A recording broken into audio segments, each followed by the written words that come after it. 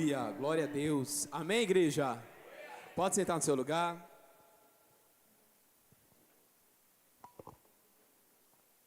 Amém. Saúde os irmãos com a graça e a paz do Senhor Jesus. Amém, família? Coisa linda e coisa maravilhosa é estarmos na presença do Senhor. Como é bom, né? Muito bom estarmos na casa do Senhor. Eu sei que todo mundo sentou agora, mas eu queria fazer uma coisinha diferente. Amém? Todo mundo já regalou o olho para mim. O que esse pastor vai fazer diferente? Fique em pé aí onde você está, por gentileza. Fique em pé aí onde você está. Eu sei que estava todo mundo em pé até agora, mas o louvor estava maravilhoso, cheio da presença de Deus e ninguém percebeu o tempo que ficou. Amém? Então, não vamos reclamar. Viemos aqui para adorar o Senhor. Amém? Pronto. Agora você vai olhar para a pessoa que está do seu lado. Talvez a pessoa que está do seu lado ficou com você o dia todinho, né? Dormiu com você, não é? Acordou com você, vai dormir com você de novo, mas talvez você não teve a oportunidade de dar um cheiro na testa dela e dizer assim: eu amo estar com você. Gostou? Gostou? Nem é culto de casal. Nessa hora o solteiro sofre, mas calma, vai chegar para você também. Passe pela prova dando glória a Deus, amém? Esse é o segredo, passando pela prova dando glória a Deus. Mas talvez a pessoa que está do seu lado você não conhece. Então você vai olhar para essa pessoa e vai dizer assim: você está bem? Você está bem? O seu domingo foi legal? Comeu na casa da avó, da mãe? Comeu feijoada? Uma lasanha? Foi uma lasanha. Que bom que você chegou até aqui. Como você está lindo, como você está linda. Colocou a melhor roupa, Augusto. Olha só que linda ela. Muito bem, colocou a melhor roupa, veio adorar o Senhor. Amém? Olha só como os sorrisos já melhoraram, né? Amados, pode sentar no seu lugar. Essa é uma estatística. Essa é uma estatística da Data Jefferson, tá? É da Data Jefferson, é uma estatística minha. É uma estatística minha. 50% dos casais, antes de vir para um culto, no domingo adorar o Senhor, brigam antes de sair de casa. Isso é uma estatística minha, viu? Por quê? Porque Satanás sabe que quando você chega aqui brigado do seu esposo, ou brigado da sua esposa, muitas vezes você não tem coragem nem de levantar as mãos, porque o seu coração está tão pesado, tão chateado, e às vezes são pelas coisas mínimas. Eu vou com essa roupa ou com essa? Vai com qualquer um, pelo amor de Deus, só vamos que a gente está atrasado. Pelo amor de Deus. Então isso é uma estatística minha, viu? 50% dos casais brigam antes de chegar no culto de domingo, e Satanás sabe por que faz isso. E eu digo para você, por isso que eu fiz esse momento, né? Para que quebrasse esse gelo. E às vezes fica o momento do louvor todinho, você não consegue levantar as mãos, você não consegue adorar o Senhor. Aí termina o culto, aí você vai para casa, aí quando chega em casa, aqueles que têm mais consciência se reconciliam antes de dormir, aqueles que não passam a semana todinha com raiva, até chegar o momento que um diz assim para o outro: me perdoe, tá bom, vamos lá, vamos seguindo, né? Mas não, esse não é o plano de Deus para a nossa vida, amém? O plano de Deus é para que tenhamos comunhão uns com os outros. Esse é o plano de Deus. Então, já que você já fez isso, deu um cheiro na testa, já quebrou todo o gelo, né? Agora, quando terminar o culto, leve ela para lanchar, pelo menos, né? Ela merece, ele merece, amém? Amados, abra sua Bíblia no livro de Marcos. Foi só para descontrair. De manhã foi ótimo que acordou as pessoas. Marcos capítulo 8, a partir do verso 22. Nós vamos ver hoje a respeito da cura do cego, de um cego em Betsaida. A cura de um cego em Betsaida. Nós estamos na série, por gentileza, coloca aí a série. Encontros com Jesus. Nós estamos nessa série, os encontros com Jesus. E antes de a gente adentrar o texto, essa ainda não é a mensagem, tá? Vou deixar claro para não dizer para os irmãos sair assim: menino, o pastor fez um sarapatel e falou de Samaritana, e falou de Jericó, e falou de Zaqueu, e falou do paralítico e falou, não sei de quem, o que o pastor pregou mesmo? Ainda não é a mensagem. Olha para a pessoa que está do seu lado e diga assim, ainda não é a mensagem. É só uma retrospectiva. Você está pensando que é só a Globo e a Record que faz retrospectiva? A gente também faz, né? Não, pastor Caio? Alguns irmãos não conseguiram vir durante os outros domingos, e só para que você entenda, né, como a nossa igreja está se movendo nesse mês de março, o tema da nossa série é os encontros de Jesus. No primeiro domingo, vou fazer uma retrospectiva para você. O nosso irmão Ranier, né, eu já chamei de pastor Ranier de manhã, enfim, falta pouco, mais um pouquinho, já de vir virá, amém? O pastor Ranier, profeticamente, pregou em cima do texto de João capítulo 4, a respeito da mulher samaritana. E ele trouxe, meus irmãos, como a água tinha um significado muito superior e muito mais simbólico no tempo de Jesus do que nos dias de hoje, né? Inclusive hoje, ele até trouxe esse exemplo, as pessoas lavam a calçada com água potável. Teve até uma irmã que viu alguém lavando a calçada e marcou Ranier, achei fantástico, porque é a mensagem sendo levada para o nosso dia a dia. E o pastor Ranier, né, ele falou a respeito de que tudo que é material perde o valor quando nós ouvimos a voz de Deus, e assim ele trouxe essa aplicação em cima da vida dessa mulher samaritana. E ele trouxe, né, que os encontros de Jesus causavam 4 coisas nas pessoas. A primeira, Jesus confrontava o pecado, Jesus levava essas pessoas ao arrependimento, essas pessoas sacrificavam algo que elas tinham, e se elas não tivessem nada, elas sacrificavam a própria vida seguindo a Jesus.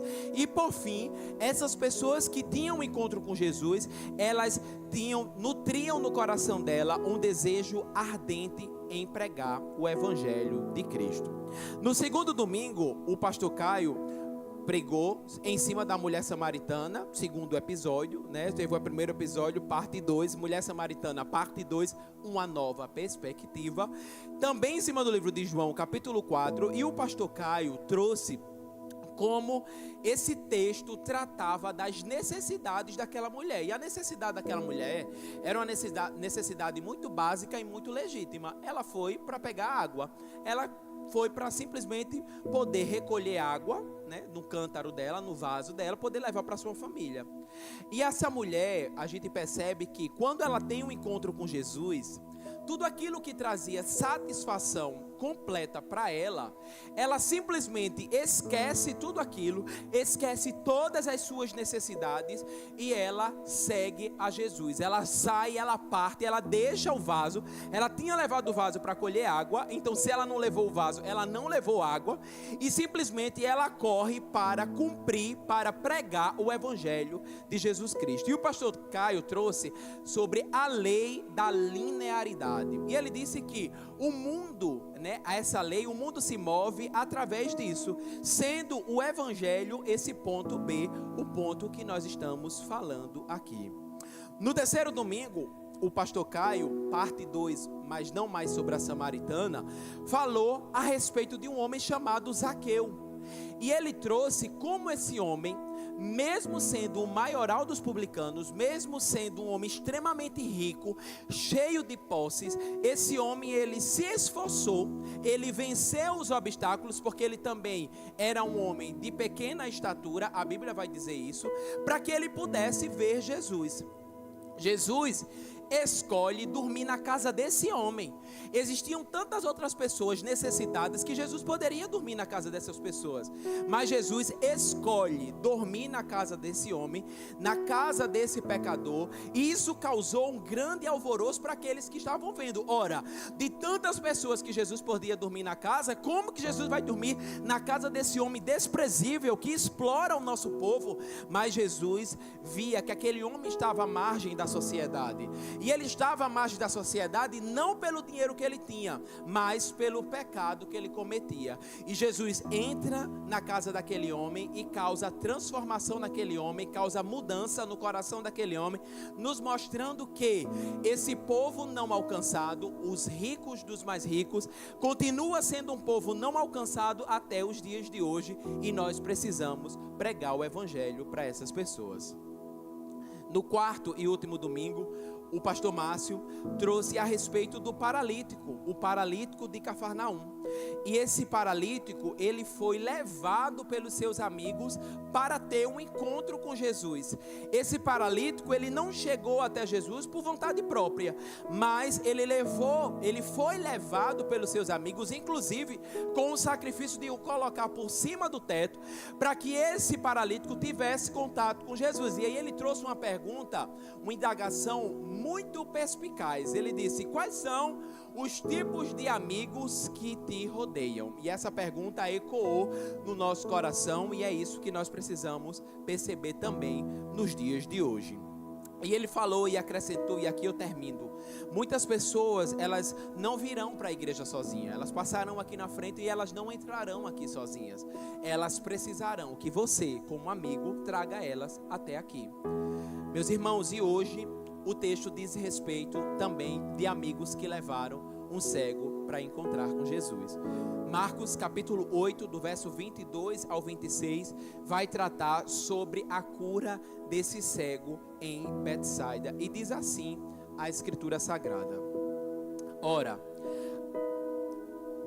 22. Então chegaram a Betsaida e lhe trouxeram um cego, rogando-lhe que o tocasse. Jesus, tomando o cego pela mão, levou-o para fora da aldeia e, aplicando-lhe saliva aos olhos e impondo-lhe as mãos, perguntou-lhes: vês alguma coisa? Este, recobrando a vista, respondeu: vejo os homens como se fossem árvores andando. Então, novamente lhe pôs as mãos nos olhos, e ele, passando a ver claramente, ficou restabelecido, e tudo distinguia de modo perfeito. E mandou Jesus embora para casa, recomendando-lhe: não entres na aldeia. Amém? Feche seus olhos, curva sua cabeça. Senhor, muito obrigado por tua palavra. Obrigado, Jesus, porque eu sei que a tua palavra, ela é santa, ela é viva e ela continua causando no nosso coração transformação. Eu te peço, Jesus, que nessa noite o teu Espírito Santo fale conosco de forma direta e pessoal. Assim nós oramos no poderoso nome de Jesus. Amém e amém.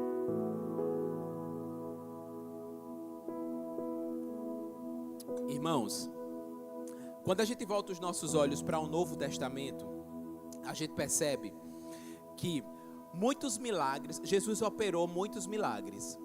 Todas as pessoas que tiveram um encontro com Jesus, elas saíram transformadas de alguma forma. Isso me faz crer que Jesus nunca perde e nunca empata. Mesmo o jovem rico. O jovem rico, quando teve um encontro com Jesus, Jesus falou o que ele deveria fazer, ele decidiu não fazer, e a Bíblia fala que ele saiu muito triste. Então, isso me faz compreender que seja para a salvação eterna, ou seja para a condenação eterna, todo encontro com Jesus causa em nós, em nossa vida, alguma transformação. Na Bíblia nós vemos diversos relatos sobre curas de várias pessoas. Pessoas que foram curadas porque estavam com fluxo de sangue, pessoas que eram leprosas, pessoas que já tinham até morrido, cegos, coxos. A gente vê diversos ensinamentos e diversas aplicações através da cura que Jesus operava na vida dessas pessoas. A respeito da cura de cegos, eu fiz um levantamento bem rápido. Quantos cegos são descritos de forma diferentes e em contextos diferentes que foram curados por Jesus? E a Bíblia vai descrever que 9 cegos são curados por Jesus. A gente sabe que, como também relata a Bíblia, Jesus fez diversos outros prodígios que não foram descritos na Bíblia, porque se fosse tudo descrito na Bíblia, não haveria livros que conseguissem comportar todos os milagres que Jesus operou. Então, por baixo, Jesus operou a cura em 9 cegos. E nós sabemos que estes cegos, eles estão descritos na Bíblia. E eles fazem parte, na realidade, de uma profecia que está descrito lá no livro de Isaías, capítulo 35, no verso 5, quando o profeta Isaías já havia a respeito da vinda do Salvador, com a promessa de que ele, o Salvador, o Messias, abriria os olhos dos cegos. Ou seja, seria uma marca do Messias, aquele que abriria os olhos dos cegos. E Jesus vem e cumpre de forma cabal, de forma completa, também esta profecia descrita no livro de Isaías, assim como outras profecias. Mas a gente começa a perceber que cada cura que tinha sido realizada por Jesus, ela não era apenas uma cura física. Nesse caso dos cegos, não era apenas a cura de uma visão física, mas todas as vezes que Jesus curava uma pessoa, e sobretudo os cegos que nós estamos falando aqui, Jesus também demonstrava de forma simbólica que a luz espiritual estava chegando para que aqueles que eram cegos espirituais, eles pudessem também enxergar a luz do mundo, que era Jesus, porque ele disse: eu sou a luz do mundo, eu sou o sal dessa terra. Depois ele diz: vocês são a luz do mundo e vocês são o sal dessa terra. Então, de forma precisa, a gente pode dizer, como eu havia dito, que 9 cegos foram curados. E que cegos foram esses? E aqui eu trago para vocês. 2 cegos foram curados em Cafarnaum. Mateus capítulo 9 vai nos descrever isso. Um cego foi curado, um cego de nascença. Inclusive The Chosen traz esse relato. Bartimeu, o cego de Jericó, sai gritando atrás de Jesus: Jesus, filho de Davi, tem compaixão de mim. E as pessoas que estavam do lado diziam: homem, cala a boca, que ele está ocupado com outras coisas. E ele não desistiu e saiu gritando: Jesus, filho de Davi, tem compaixão de mim. Jesus, filho de Davi, tem compaixão de mim. Até o ponto que Jesus escuta a voz dele e cura também esse cego. A Bíblia vai nos falar de um endemoniado, que além de endemoniado, ele era cego e ele também era mudo.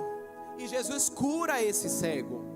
A Bíblia vai nos falar de um cego que foi curado durante uma pregação, descrito lá no livro de Lucas, capítulo 7. A Bíblia vai nos falar de um cego que não é nomeado, não recebe um nome, mas ele foi curado também no templo, em Lucas 18. A Bíblia vai nos descrever de um outro cego, curado em Jerusalém, em João capítulo 9. E por fim, a Bíblia vai nos falar sobre o cego de Betsaida, descrito aqui no livro de Marcos capítulo 8, a partir do verso 22. E essa cura é uma cura diferente das outras curas de Jesus. Geralmente quando Jesus curava as pessoas, elas eram curadas completamente. Jesus não precisava muito. Ele com um toque as pessoas voltavam a enxergar. Ele com um toque, o menino, né, da viúva de Naim, o jovem da viúva de Naim, né, simplesmente se levanta com a palavra de Jesus. Mas essa cura, ela foi uma cura diferente. Nessa cura, Jesus precisou tocar nesse cego 2 vezes. E isso quer nos dizer alguma coisa. Esse texto quer nos transmitir alguma coisa.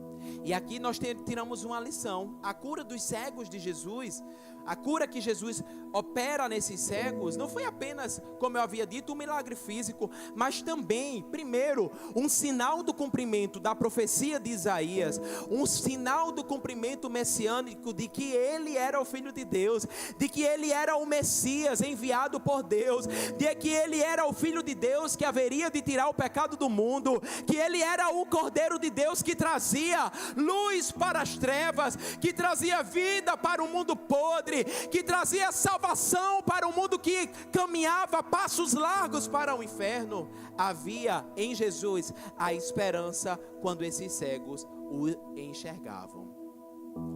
Mas como eu falei, há essa curiosidade. Jesus toca nesse cego 2 vezes.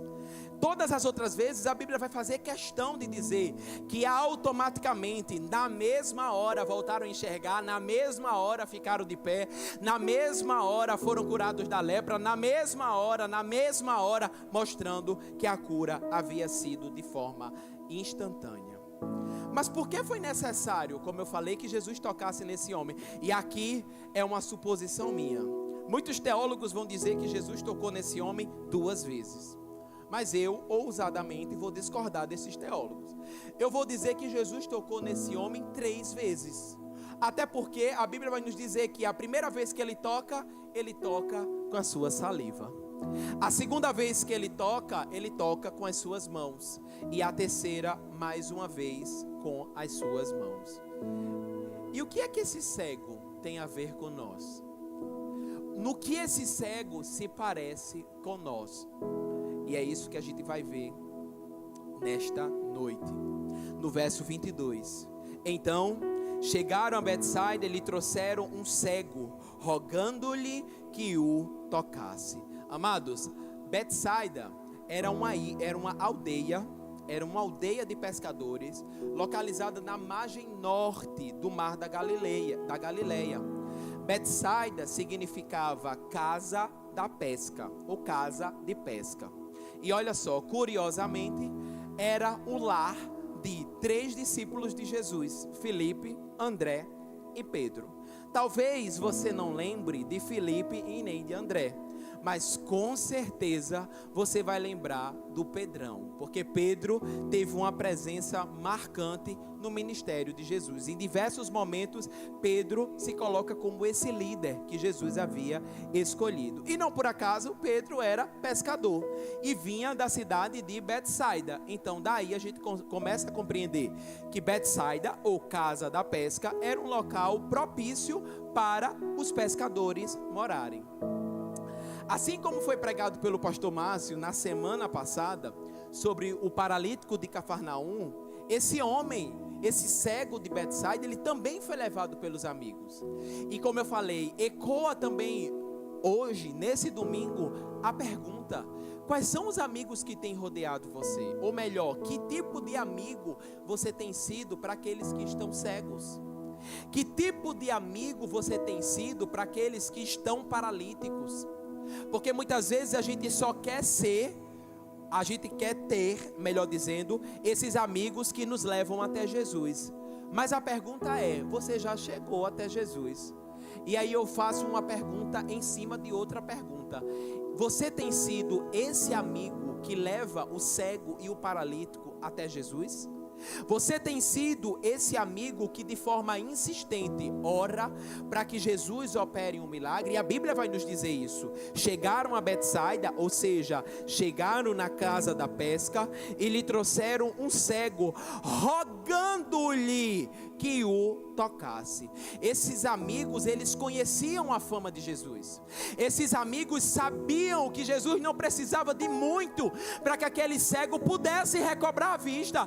Como foi cantado aqui, apenas um toque, apenas uma palavra e tudo muda. O cego volta a ver, o coxo volta a andar, o paralítico, o endemoniado é liberto, aquele que estava morto é ressuscitado.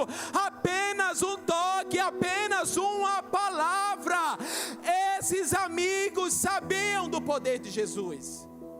Eles conheciam o poder de Jesus. E a Bíblia faz questão de dizer, eles não só levaram, mas eles rogaram a Jesus que curasse esse cego.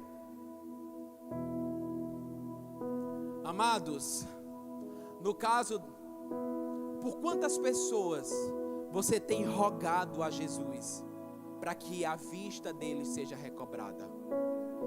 Seria muito fácil, seria muito cômodo para nós cristãos, seria extremamente confortável para nós, para todos nós que estamos aqui, se todo cego fosse como Bartimeu.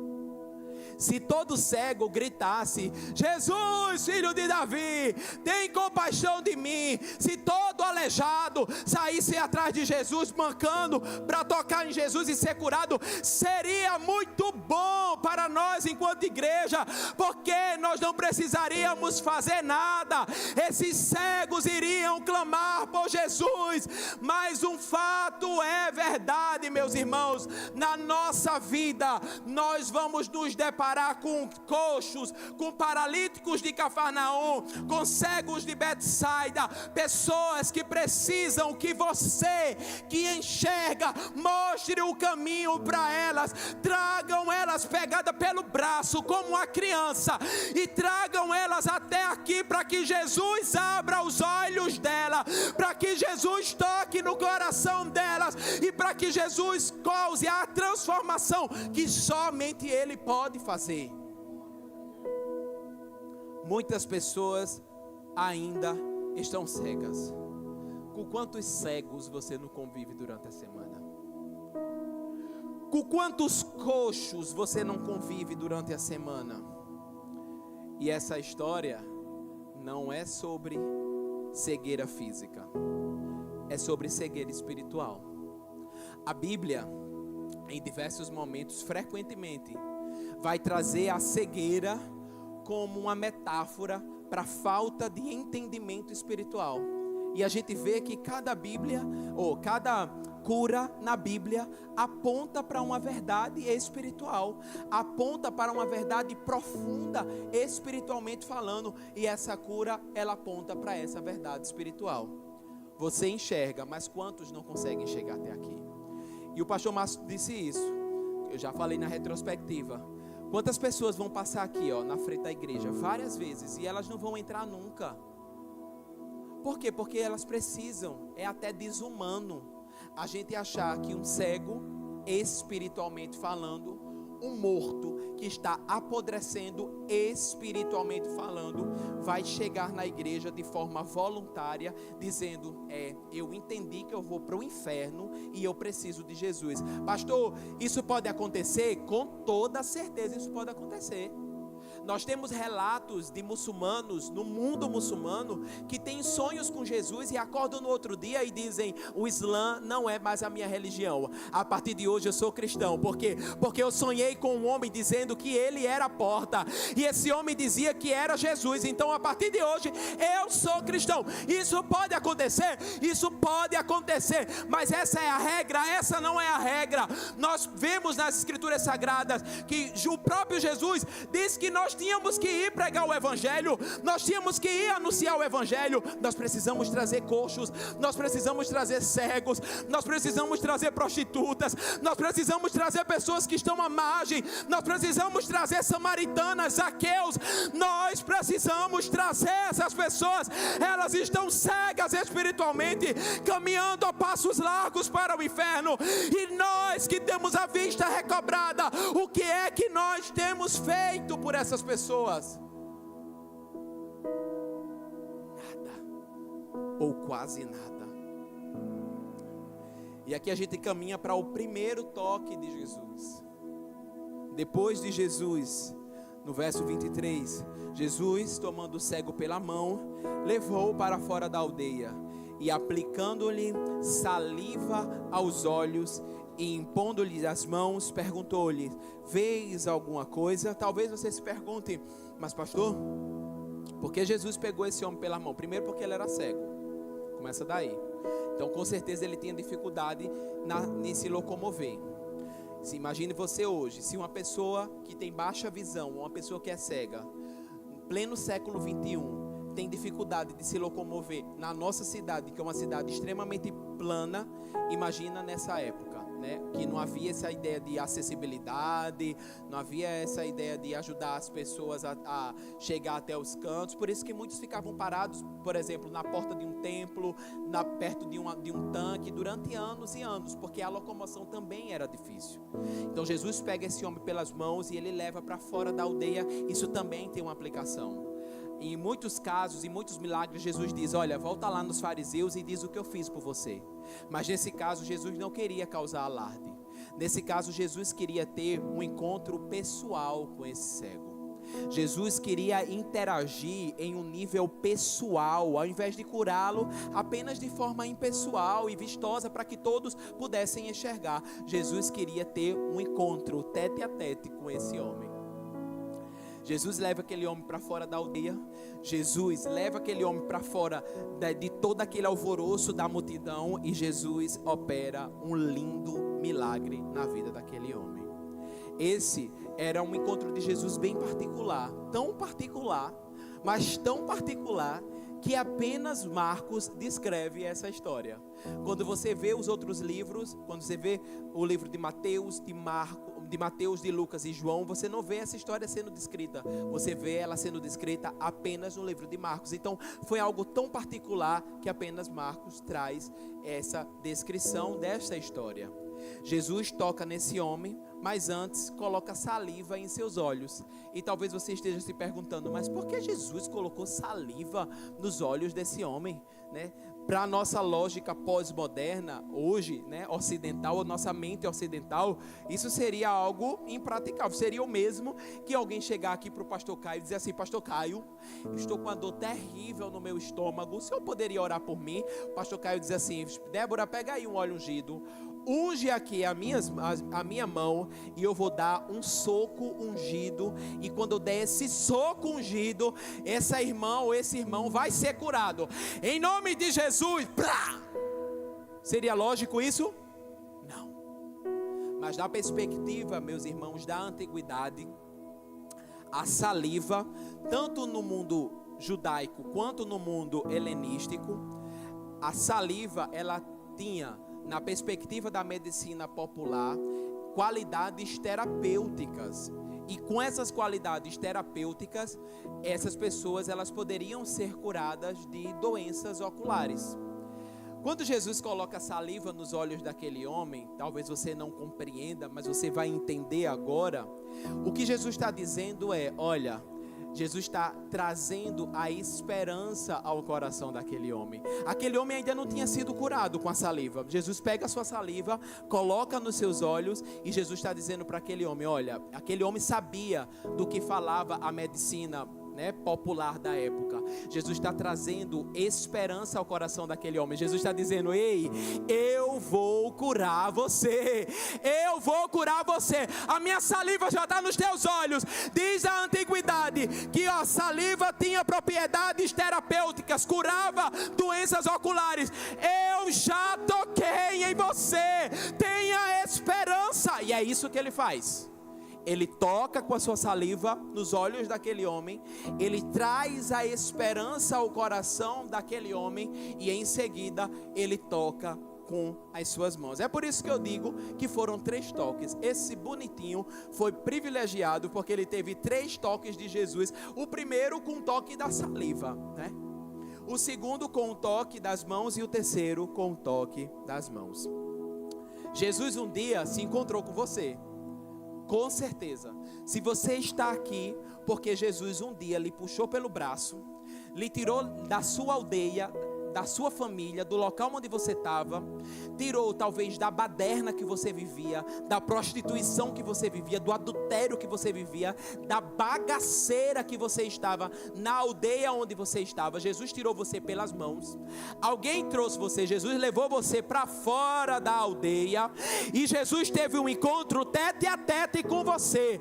Jesus entrou no seu coração, e Jesus não tocou com saliva no seu coração. Jesus tocou no seu coração com as mãos furadas. Jesus derramou o seu precioso sangue sobre você, e Jesus limpou você, e Jesus salvou você, e Jesus libertou você. Jesus teve um encontro com você de maneira particular. Se Jesus não teve esse encontro com você de forma particular, eu aconselho você a rever a sua conversão.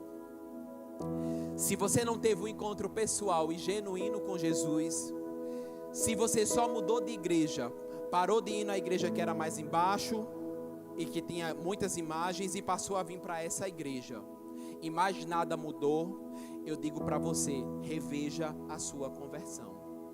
Mas eu pergunto, por que será que Jesus deu o segundo toque nesse homem? Talvez você diga, né? Óbvio, pastor. E eu pergunto, se eu perguntasse para você, você gostaria de receber um segundo toque de Jesus? Talvez você dissesse: óbvio. Não, Catinha, com certeza. Quem não quer? Homem, se pudesse, eu queria que Jesus todo dia saísse tocando assim, desde o alto da minha cabeça até a planta dos pés. Seria ótimo.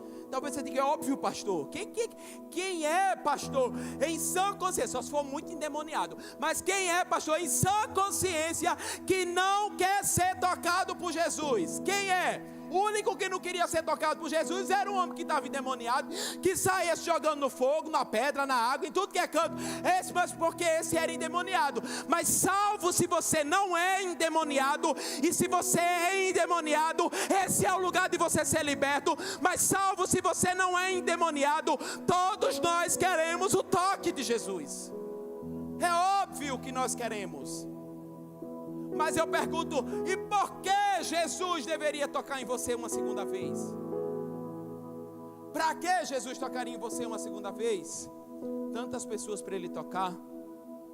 E a gente vai ver no verso 24. A gente vai entender porque Jesus tocou a segunda vez nesse homem.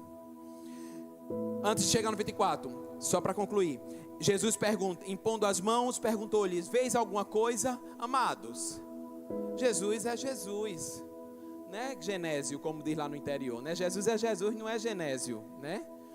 Jesus sabia que aquele homem, a vista dele não tinha sido recobrada 100%, pastor Caio.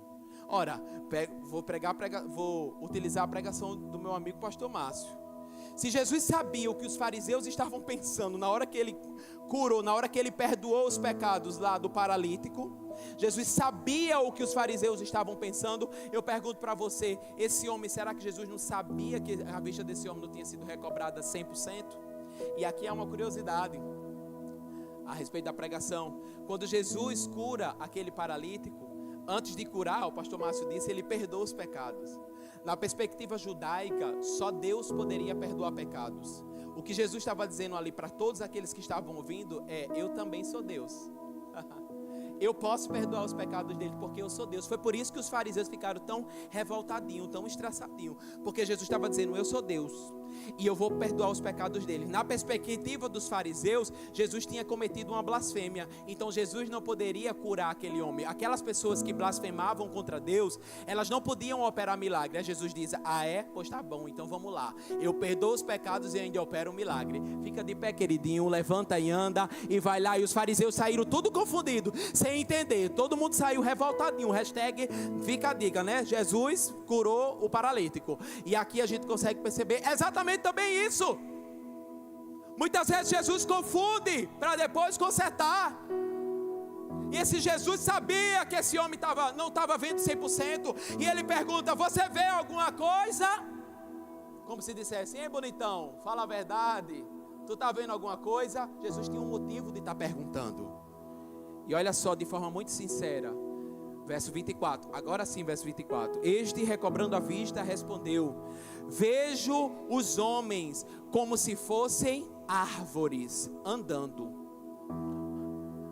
A Bíblia,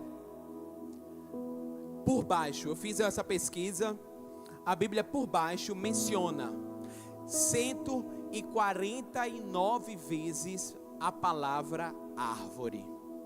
Comumente nós vemos Jesus utilizando parábolas, comparações, ilustrações e metáforas, utilizando a relação, né, algo relacionado com árvore. Jesus fala sobre semente, sobre plantio, sobre colheita e sobre a própria palavra árvore. Se você pesquisar na mesma versão que a minha, você vai encontrar 149 vezes a palavra árvore. A Bíblia vai trazer, na maioria desses casos, a árvore como essa metáfora para uma vida e para uma relação do ser humano com Deus. E aqui a gente está no versículo 24, quando esse homem viu os homens, começou a tentar enxergar, e ele via os homens como se fossem árvores. Ele poderia ter visto esses homens de outras formas, mas por que será que a Bíblia fez questão de dizer que esse homem via os outros homens como se fossem árvore? A gente vai perceber, como eu disse, que a Bíblia começa falando de árvore e a Bíblia termina falando de árvore. E no livro de Salmos, capítulo 1, a Bíblia vai trazer uma relação do homem com Deus e vai comparar a uma árvore, dizendo que o homem, né, que medita na palavra do Senhor de dia e de noite, ele é como uma árvore plantada junto aos ribeiros, ou seja, é uma árvore que não vai ter problema com água, e essa árvore ela dá no tempo devido os seus frutos, ou seja, você já viu uma árvore plantada junto ao ribeiro? É uma árvore que fica frondosa, é uma árvore que mesmo que não tiver fruto, mas ela está uma árvore viva, com as folhas verdes, uma árvore frondosa. E a Bíblia vai nos dizer em Salmos capítulo 1, que o homem que medita na palavra de Deus é como uma árvore plantada junto aos ribeiros. A Bíblia começa falando sobre árvore, até porque esse caos inteiro que aconteceu foi porque uma mulher e um homem, porque a culpa não só foi da mulher, porque a mulher deu o fruto para o homem e o homem aceitou comer, a mulher e o homem resolveram comer do fruto da árvore da vida, do fruto da árvore que Deus tinha dito para eles: olha o tanto de árvore que tem nesse jardim, meu amigo, não é pouca árvore não, é árvore de todo tipo, é cerejeira, é morangueira, é mangueira, é coqueiro, é tudo que você imaginar de árvore tem aqui nesse jardim. Agora deixa eu dizer uma coisa para vocês, sabe essa árvore que está aqui no centro do jardim, no meio do jardim? Olhe, essa árvore aí, não coma dela não. E nós, como humanos que somos desde o princípio, o que é que a gente fez? Acho que eu vou é dessa árvore. E a serpente enganou a mulher. A Bíblia vai nos dizer também, Gênesis capítulo 8, que e plantou o Senhor um jardim no Éden. Então, mostrando a importância aí da árvore. E a Bíblia termina, né, em Apocalipse capítulo 22, no verso 2, falando também de uma árvore, dizendo que no meio da praça, isso aqui é quando tudo já aconteceu, tá? A besta já foi presa, a besta já foi solta, a besta já foi jogada no lago que arde com fogo e enxofre, a igreja já foi perseguida, já foi gente morta, já foi gente, quem era do céu foi para o céu, quem era do inferno foi para o inferno, aqui já aconteceu tudo.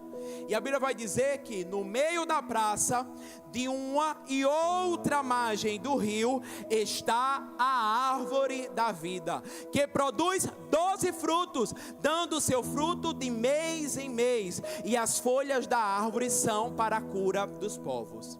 Existe mais relação entre pessoas e árvores do que nós podemos imaginar.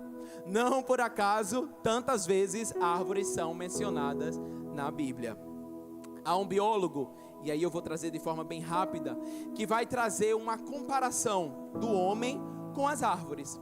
E para além, obviamente, das características biológicas que nós temos semelhantemente, que são inerentes dos seres vivos, a árvore é muitas vezes enxergada como aquilo que só pode proporcionar alguma coisa. As árvores, assim como nós, né, elas se reproduzem, elas precisam de alimento, não é? A árvore ela precisa de alimento. É óbvio que a árvore não vai desejar numa segunda-feira comer uma lasanha, uma feijoada, mas a árvore ela precisa do básico, que é água e é luz. E nós também precisamos de água. Experimenta ficar sem água. Você consegue até ficar sem comida, agora experimenta ficar sem água. Você não consegue. O seu corpo precisa de água, assim como a árvore também precisa de água. Isso faz parte de toda a questão do alimento dela. Experimenta você, por exemplo, ficar enfurnado num quarto e não tomar um raio de sol. No mínimo você vai precisar que alguém prescreva para você vitamina D. E a vitamina D você consegue da forma mais fácil do mundo. É só você ir para o sol, porque o seu corpo naturalmente vai produzir a vitamina D. Aqui eu abro um parênteses, cuidado com a hora que vai para o sol também, né? Porque ao invés de vitamina D, você pode pegar um câncer de pele, misericórdia. Então cuidado com a hora que vai para o sol. Mas, assim como as árvores, nós também precisamos da luz do sol. Nós também buscamos, nós precisamos da luz do sol. E nós precisamos uns dos outros. As árvores, elas crescem, se você observar, na floresta, elas criam um clima, elas criam praticamente um ecossistema. Já passou numa mata e você disse, menino, tá um calor assim, terrível em João Pessoa, mas você passa numa mata e você percebe que tem aquele frescor, né? Porque as árvores, elas criam esse ecossistema. Elas precisam uma das outras. Assim como nós precisamos um dos outros. Nós necessitamos uns dos outros. Nós somos seres sociais e sociáveis. A Bíblia já nos mostra isso. Adão estava sozinho lá, dando nome a tudo. Imagino como deve ter sido, né, difícil dizer que girafa era girafa, leão era leão, e daí vai, né? E Deus olha e diz assim, realmente não é bom não que o homem viva só não. Eu acho que eu vou colocar uma parceira para ele. Porque nós somos seres sociais e sociáveis. Então, assim como as árvores, a gente também precisa ter esse conjunto. E a gente se reproduz. As árvores, a gente observa que se uma árvore ela não lançar a sua semente para perto ou para longe, é uma árvore que vai entrar em extinção. Assim somos nós. Nós, quando nos reproduzimos, como nós temos um filho, a Bíblia vai chamar esse filho de uma flecha. E a flecha, ela é atirada para mais longe, assim como as árvores. Os animais comem do fruto, saem andando, faz as necessidades fisiológicas, solta a semente juntamente já com os dejetos, já é o próprio adubo, ali a semente cresce e se torna uma nova árvore. Mas essa história não é sobre árvores. Essa história é sobre como enxergamos as pessoas. E a Bíblia vai nos dizer que esse homem enxergou os outros homens como árvores. Pessoas, meus irmãos, muitas vezes as árvores elas são enxergadas apenas como um recurso. Se a árvore der fruto, a gente deixa a árvore plantada. Se a árvore não der fruto, o que é que a gente faz? A gente corta a árvore. E a gente diz mais, né? E esse pé de manga é macho, vou cortar, que não está dando fruto, está só jogando folha, não é? Então às vezes a gente olha a árvore como um recurso. Mas pessoas não são recursos. Pessoas não são números. Pessoas são vidas. Pessoas são almas, pessoas são vidas sedentas da palavra de Deus, pessoas são vidas preciosas para Jesus, pessoas não são substituíveis. Eu concordo em parte com essa frase. Pessoas não são 100% substituíveis. Essas pessoas, elas podem ser substituíveis naquilo que elas fazem, pastor Caio. Elas podem ser substituíveis, mas não no que elas são. Porque você tem uma identidade. Deus, quando criou você de forma única. Deus criou você com uma identidade própria, com uma personalidade, com um jeito de falar. Deus criou uma impressão digital que só você tem. Deus criou você de forma única, então não. As pessoas, elas não são substituíveis naquilo que elas são. Se assim fosse, a gente desconsideraria a obra-prima do Senhor quando nos criou de forma única. Trate gente sempre como gente. Gente não são números, gente não são estatísticas, gente são pessoas que precisam do amor de Deus, gente são pessoas que precisam do abraço de Deus, gente são pessoas que precisam que o Evangelho chegue até elas, como um dia chegou até nós. Imagina você, tão difícil você era, imagina se as pessoas desistissem de você. Imagina se Deus tivesse desistido de você. Onde será que você estaria hoje? O que será que você estaria fazendo hoje? Talvez, eu acho que você não estaria mais nem vivo. Mas Deus não desiste de nós. Deus não nos entrega aos nossos próprios pecados. Deus levanta pessoas para pregar o Evangelho para nós. E o pecado cegou, o pecado tirou essa sensibilidade de enxergarmos o outro como ser humano, como uma pessoa que erra, que pode pecar, que pode errar. O pecado nos cegou, assim como esse cego em Betsaida. Muitas vezes Jesus já tocou a primeira vez em você. Você está vendo mais ou menos, mas você já teve o toque de Jesus. Jesus já tocou com o seu sangue em você, mas você continua enxergando as pessoas apenas como recurso, como número. quero. Se ela quiser vir para Jesus, ela que venha só, porque eu busco a Jesus todo domingo. Você busca a Jesus todo domingo, porque Jesus um dia tocou em você. Não é porque você quis, e não é porque você é bonzinho demais. Tenha compaixão com quem está perdido. Tenha compaixão com quem não consegue enxergar. Tenha compaixão com quem não consegue porque está coxo chegar até Jesus. Tenha compaixão, tenha generosidade, tenha amor, porque assim nós seremos conhecidos como os discípulos de Jesus, se amarmos uns aos outros. E amar quem nos ama é muito fácil. Amar quem aceita um convite nosso é muito fácil. Ame aquele que talvez fica tirando onda porque você é crente. Talvez nós precisemos mesmo desse segundo toque de Jesus, para que nós possamos enxergar de forma clara: pessoas são pessoas, coisas são coisas, números são números. Talvez nós temos a necessidade desse segundo toque de Jesus, e a gente já caminha para o segundo toque de Jesus. Então, novamente, verso 25. Então, novamente lhe pôs as mãos nos olhos, e ele, passando a ver claramente, ficou restabelecido, e tudo distinguia de modo perfeito. A visão desse homem foi recobrada de forma gradual. A visão desse homem, esse é o único milagre em que Jesus toca 2, 3 vezes no olho daquele homem, e a visão vai voltando. Às vezes nós somos muito perversos, até com a gente mesmo. A gente acha, por exemplo, que a gente não precisa, talvez, da ajuda do outro. A gente acha, por exemplo, que não precisa de uma medicação. Jesus pode curar todas as coisas, eu tenho plena convicção disso. Mas o Senhor também deixou a medicina, para que através da medicina, os anos de vida na terra pudessem ser prolongados.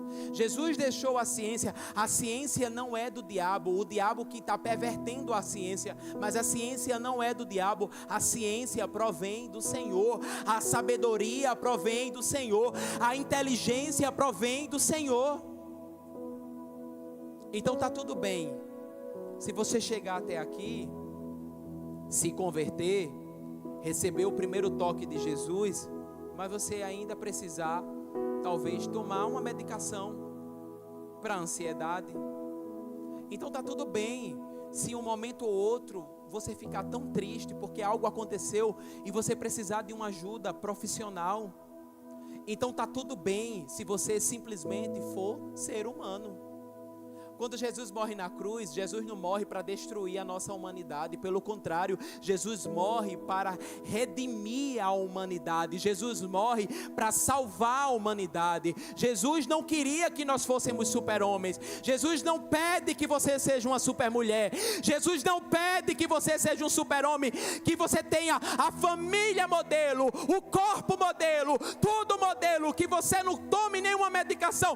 Não! O que Jesus espera de você é que você busque a estatura do varão perfeito, e você não é o varão perfeito. O varão perfeito chama-se Jesus Cristo de Nazaré. Enquanto você estiver aqui na terra, você vai sofrer de enfermidades, de doenças. A nossa teologia não é uma teologia que diz: vou passando, né? Agora é só vitória, agora é só vitória. No mundo nós teremos aflições. O próprio Jesus disse isso, não sou eu, não é o pastor Caio, não é o pastor Márcio que está dizendo isso. Então aceite ser um ser humano. Tem um teórico da psicologia chamado Jung, alguns dizem Jung, que ele vai dizer o seguinte: conheça todas as teorias, domine todas as técnicas, mas quando tocar numa alma humana, seja uma outra alma humana. Às vezes o que as pessoas precisam é isso, que sejamos uma alma humana, entendendo os conflitos e a humanidade das pessoas. Nós temos Cristo no nosso coração, isso é verdade. Nós temos o Espírito Santo no nosso coração, isso é verdade. Mas nós não somos infalíveis, infalível é Ele. Nós não somos carnalmente falando eterno, eterno é Ele, e para a eternidade que Ele nos comprou. Mas aqui é passageiro, aqui nós teremos aflições. Então está tudo bem, se muitas vezes você se acordar triste, você vai buscar em Deus a alegria para o seu coração. Então está tudo bem, se na segunda-feira o boleto bate na sua porta e o seu salário é 1.500, mas o boleto do cartão veio R$2.000. Senhor, me ajuda! Então está tudo bem se você for simplesmente um humano, porque são os humanos que o Senhor veio para alcançar. Não foram as árvores, não foram os animais. Infelizmente, bom seria, né? Imagina se a gente pudesse levar os animais também, né? Imagina no céu encontrar a Xinha. Eu sei que não vou encontrar, mas Jesus não veio para eles. Jesus veio para você, um ser humano. Belisca você aí, vamos fazer um teste social. Belisca a pessoa que está do seu lado, melhor ainda, né? melhor. Belisca. Isso, pode beliscar, esse é o momento da agressão, tô brincando. Belisca. Doeu.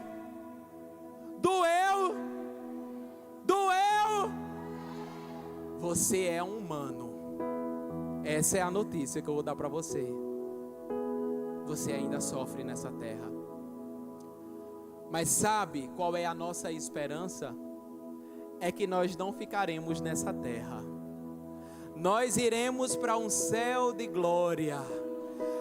As mansões celestiais nos aguardam. As ruas de ouro nos aguardam. As mansões, se aqui você morou num cubículo, no céu você vai morar numa mansão. Se aqui você passou necessidade, no céu você vai ter abundância, porque no céu Ele estará. E eu finalizo com a seguinte frase: a humanidade de Jesus é o que nos dá esperança. Um Deus que teve experiência humana é capaz de nos entender e de se compadecer. Olha para a pessoa que está ao seu lado e diga assim: se compadecer com as nossas dores e fraquezas. Ele nos conhece, e quando Ele nos escolheu, Ele já nos conhecia. Amados, todas as pessoas que tiveram um encontro com Jesus, elas consideraram tudo que elas tinham como nada. Todas as vezes que Jesus toca, tudo que é sólido se desmancha no ar. E não foi Bauman quem disse isso não, viu? Jesus já tinha demonstrado isso.